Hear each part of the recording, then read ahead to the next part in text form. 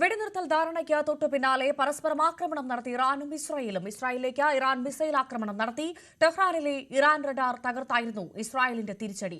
12 ദിവസം നീണ്ടുനിന്ന സംഘർഷങ്ങൾക്കൊടുവിൽ ഇറാനും ഇസ്രായേലും തമ്മിൽ വെടിനിർത്തൽ ധാരണയിലെത്തിയെന്ന് അമേരിക്കൻ പ്രസിഡന്റ് ഡൊണാൾഡ് ട്രംപ് ലോകത്തെ അറിയിച്ചു. ഖത്തറിലെ ഇറാൻ ആക്രമണത്തിന് പിന്നാലെ നാടകീയ നീക്കങ്ങളാണ് അമേരിക്കൻ പ്രസിഡന്റ് ഡൊണാൾഡ് ട്രംപ് നടത്തിയത്. ഇറാനും ഇസ്രായേലും തമ്മിൽ വെടിനിർത്തൽ ധാരണയിലെത്തിയെന്നും 6 മണിക്കൂറിനുള്ളിൽ വെടിനിർത്തൽ നിലവിൽ വരുമെന്നും ട്രംപിന്റെ പ്രഖ്യാപനം.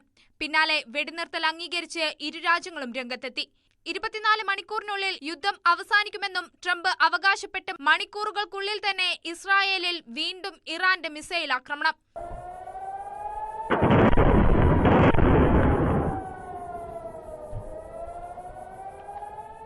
പിന്നാലെ ശക്തമായി പ്രതികരിച്ച് ഇസ്രായേൽ രംഗത്തെത്തി. ഇറാൻ വെടിനിർത്തൽ ധാരണ ലംഘിച്ചെന്നും ശക്തമായി തിരിച്ചടിക്കുമെന്നും ഇസ്രായേൽ പ്രതിരോധ മന്ത്രി ഇസ്രായേൽ കാറ്റ്സ് അറിയിച്ചു. ടെഹ്റാനിൽ ഇറാന്റെ റഡാർ സംവിധാനം സ്ഫോടനത്തിൽ തകർത്തെന്ന് ഇസ്രായേലി ആർമി റേഡിയോ സ്ഥിരീകരിച്ചു. ഇസ്രായേൽ സംയമനം പാലിക്കണമെന്ന് നെതന്യാഹുമായി ട്രംപ് ഫോണിൽ സംസാരിച്ചതിന് പിന്നാലെയായിരുന്നു ആക്രമണം.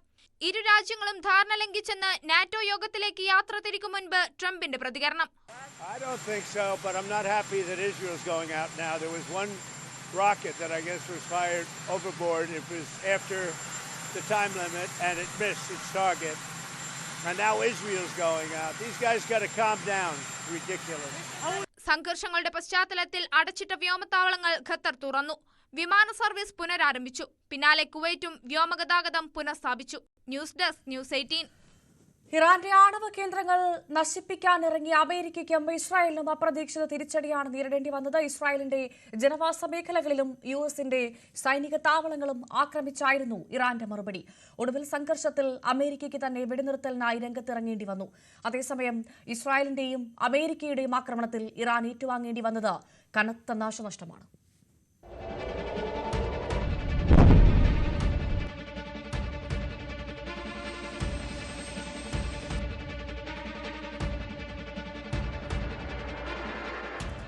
ലോകരാജ്യങ്ങളെ മുഴുവൻ മുൾമുനയിൽ നിർത്തിയ 12 ദിനങ്ങൾ. ഇരു രാജ്യങ്ങളിലുമായി നിരവധി പേർ കൊല്ലപ്പെട്ടു. പരുക്കേറ്റവരുടെ എണ്ണവും ഒട്ടും കുറവല്ല. നാശനഷ്ടങ്ങൾ വേറെയും.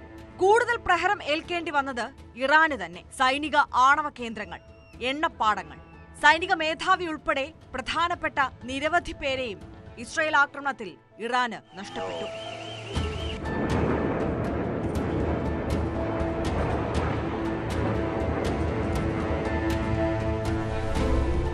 ലോകത്തിലെ തന്നെ പേരുകേട്ട ഇസ്രായേലിന്റെ വ്യോമ പ്രതിരോധ സംവിധാനമായ അയൺ ഡോമുകളെ പോലും മറികടന്നായിരുന്നു ഇറാന്റെ പ്രത്യാക്രമണം.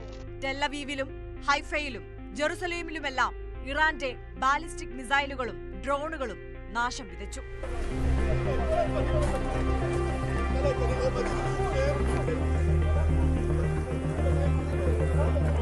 ഇറാനെ ഒറ്റയ്ക്ക് കീഴടക്കാൻ ഇസ്രായേലിന് ആകില്ലെന്ന് മനസ്സിലാക്കിയ അമേരിക്ക ഒടുവിൽ നേരിട്ടിറങ്ങി.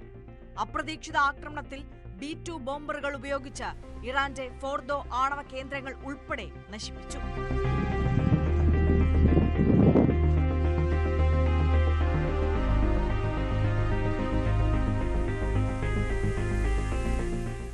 ഇതോടെ ഇറാൻ കീഴടങ്ങുമെന്ന് കരുതിയ അമേരിക്കയ്ക്ക് തെറ്റി. ഖത്തറിലെയും ഇറാഖിലെയും അമേരിക്കയുടെ സൈനിക താവളങ്ങൾ ആക്രമിച്ചായിരുന്നു ഇറാന്റെ മറുപടി.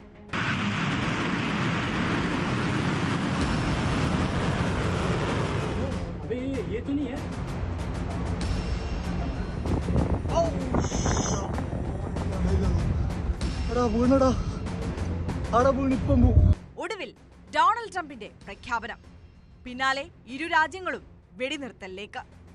സംഘർഷഭരിതമായ പശ്ചിമേഷ്യയിൽ ഇനി സമാധാനത്തിന്റെ നാളുകൾ.